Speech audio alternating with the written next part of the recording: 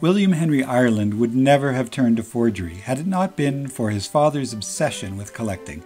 Samuel Ireland, shown here as a young man, was a pompous, social-climbing writer, engraver, and collector of antiquities. In the 18th century, there was a new fascination with both natural and historical curiosities.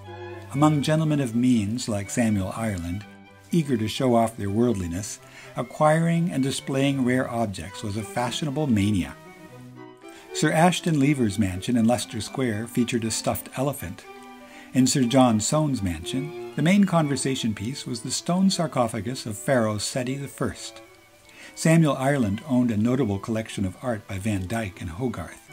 He may have lacked a pharaoh's coffin, but he did own a piece of a mummy's wrappings, a velvet purse that Henry VIII had given poor Anne Boleyn, a deck of French Revolutionary playing cards, and not least, a gold fruit knife that had once belonged to the essayist Joseph Addison. Then, as now, obsessive collectors were often a subject of ridicule, as shown in the 1772 caricature. The antiquarians in the picture excitedly discuss a broken chamber pot that one of them has acquired. An antiquary, observed one writer, loves all things as Dutchmen do cheese, the better for being mouldy and worm-eaten. Samuel Ireland's most prized possessions were old books and manuscripts.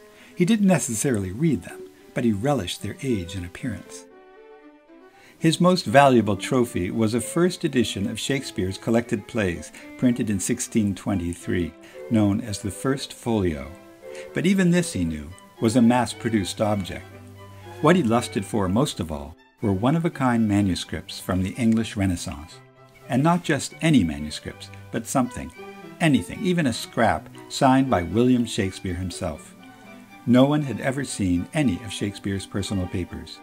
They had all disappeared. Then one evening, his son handed him a deed signed and sealed by the bard himself, as shown in this engraving.